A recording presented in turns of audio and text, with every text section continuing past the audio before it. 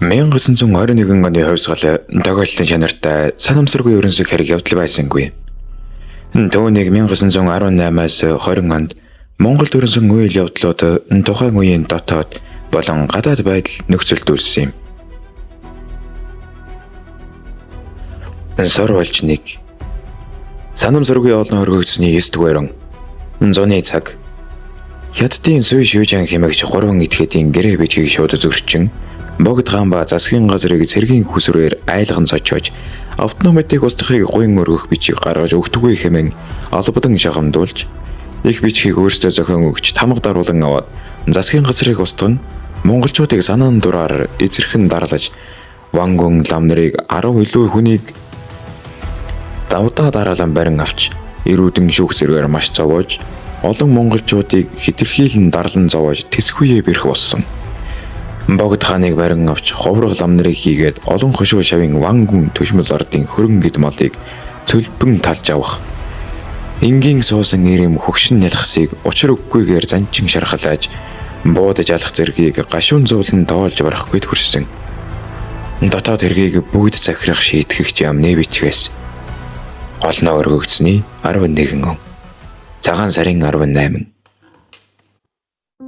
Бий болсон нөхцөл байдал их орон үндэс угсаа шашин соёлоо гэх Монгол хүн бүрийг бухимдуулж тэмцлийн арга зам мэрж сөвгчлөх хөргөв. 1918 оны дунд үеэс нийслэл хүрээнд зүүн хүрээний бүлэг консулын дэнжин улмаар угсаатан хэрэгтний гих бүлгэн бий болжээ. Эрх чөлөөгөө эргүүлэн олж явах тэмцэлд аль нэг гадаад улсаас дэмжлэг тусламж авах зайлшгүй шаардлага тулгарв. Угсаатан хэрэгтний бүлгэм Америкийн нэгдсэн улс болон Япон улстай холбоо тогтоохыг оролдож байжээ. Гэвч зөвлөлт Орос улстай хандхаас өөр боломж олдоогүй юм. Зөвлөлт Орос улс нь Коминтерны зүгээс Монголыг сонирхон байдлыг сайтар ажиглан судалж байлаа.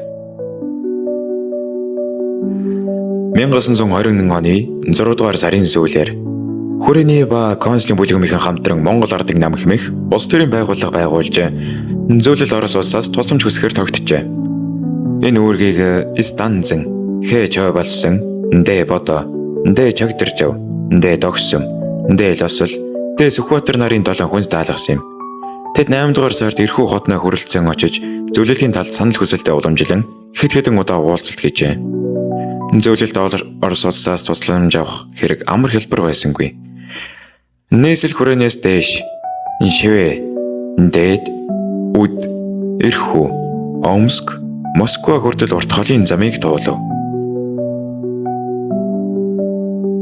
Ховсголчид Монгол ардын намгийг модон дамх хэрглэж байсны дээр хоорондоо арилжахдаа 400 год үгтэй нуус түлхүүр ашиглаж байжээ. Жишээ нь малын үнмөө, ихэр морим гихтэй, бодкоос янчан авах төлөвтэй, Георгигээр хүргүүлнэ, мөнгөний явдалд яар, мөнгөний хариу даруйг, Иван. Тайлал. Хятадын байдал муудж байна. Суй Шүүжаны харилцаа улам ширүүсэж байна. Тусламжийн бичигт богдоос тамга даруулж явах төлөвтэй. Догсмаар хөргүүлнэ. Тусламж авах явдлыг яар авчил. Тусламж авч буй тухай даруй мэдэгд. Дэ Бото. Үндэсний төв архив ийм баримтаас. Сурвалж 2. Хамгийн гол нь Монголын автономик сэргээн тогтооход тусалцаа үзүүлж гэдгийг л Монголын төлөөлөгч зөвлөлт Орос улсаас хүсэж байгаа юм. Энэхүү тусламжийг дор дурдсан хэлбэрээр хэрэгжүүлж болох юм. 1-р олон улсын хэмжээнд дипломатын талаар дэмжлэг үзүүлэх. 2-т зэвсгээр туслах. 3-т техникийн хэрэгсэл болон цэргийн сургагч нараар туслах. 4-т улсын зээл олгох. Сибирийн төвчөөний уулзалтын тэмдэглэлээс 1920 оны 8 сарын 21 Эрхүү. Зөвлөлт Орос улсаас тусламж дэмжлэг авахаас үл шийдэж явах үед буюу 1920 оны 10 дугаар сарын 2-нд Баруун Унгарны захирсан Азийн морин дивизийн 800 цэрэг Онон голын сав гэлбэр харуулын нутгаар Монголын хил рүү цөмөргөн орж иржээ. Унгар нь богдгийг энийг хаан ширэндэн зааж автоном засгийг сэргэн босгоно. Монголчуудыг хятадаас авран чөлөөлнө. Их Монгол улсыг байгуулна гэх зэрэгээр мэдэгдэж монголчуудыг талтаа татаж цэрэгтэн элсүүлж байв. Монголчууд ч тэдний хүчийг ашиглан хятадын гар савраас ангижрахыг хүсэж байлаа. Баруун Өнгөр нь 1921 оны 2 дугаар сарын 4-нд нийслэл хүрээг эзлэн авчээ. Хүрээг чөлөөлөхөд олон зуун монгол зэрэг оролцсон ба богд гэгэнийг хаан ширэнд нь эргүүлэн залж жалхан цутагт дамдан базрыг тэргүүлсэн засгийн газар байгуулагдав. Богд хаан Баруун Өнгөрэнд үе үйлрэн хан зэрэг Дархан Чинвангийн хэрэгэм улсын их баатар жанчин сол шагнасан байна. 1921 оны эхнээс ардын намынхаа тэмцлээ улам идэвхжүүлв. Журамт цэрэг эзлүүлэх, зорилгоо тодорхойлох, зохион байгуулалтаа бэхжүүлэх, ухуулга таниулгыг харах хэмжээ авч байлаа. 1921 оны 2 дугаар сард Дэс Сүхбаатарын цэргийн жанжинаар томилжээ. 1921 оны 3 дугаар сарын 1-ээс 3-нд Дэд шивэд болсон зөвлөгөөнөөр эрмэлзэх 10 зүйлийг багтааж Монгол ардын номын төв хороо 4 хүн тэргээр сонгожээ. Намын төв хорооны дараагаар Истанзан гишүүдэд Зэ дамбад орж Дээл усвал комментэрний нэг төлөөлөл байхаар шийдвэрлэжээ. 3 дугаар сарын их гэхэд цэргийн тоо 400 гаруй төгөрч 4 хороо болгон эмхлэн байгуулв. Анхны хорооны дараагаар Б Понцаг, О Зэрэнд орж Зэ Хасбаатар, Ч Базарсад нарыг томилжээ.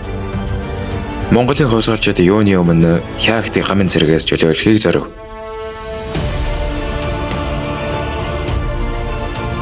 1921 оны 3 дугаар сарын 13-нд эрх чөлөөний тэмцлийг удирдан зохион байгуулах Ардын дүр засгийн газрыг 7 хүний бүрэлдэхүүнтэйгээр байгуулав. Ардын дүр засгийн газрыг байгуулагчснаар Монгол ор 2 засгийн газартай болсон юм. 1921 оны 3 дугаар сарын 17-нд гамын зэргийн эрх баригчдад толгойн шаардах бичиг өгчээ. Хятадын тал хариу өгөөгүй тул Хаагтыг 3 талаас нь довтлон байлдаж 3 дугаар сарын 18-ны шөнө ялалтаар өндөрсөн юм.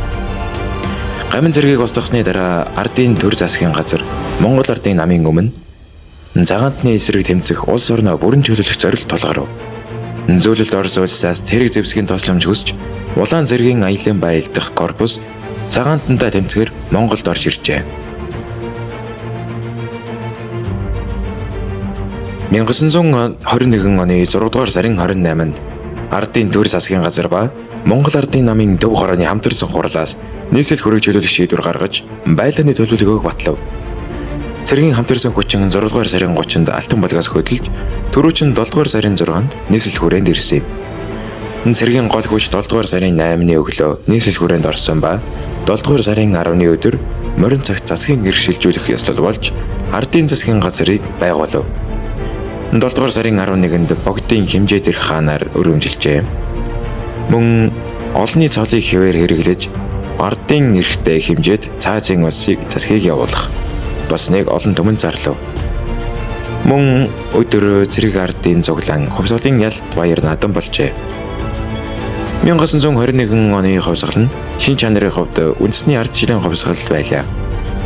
1921 оны хувьсгалын үр дүнд Монгол улс тусгаар технологи дахин олж түүхийн нэгэн шинэ үе эхэлсэн юм.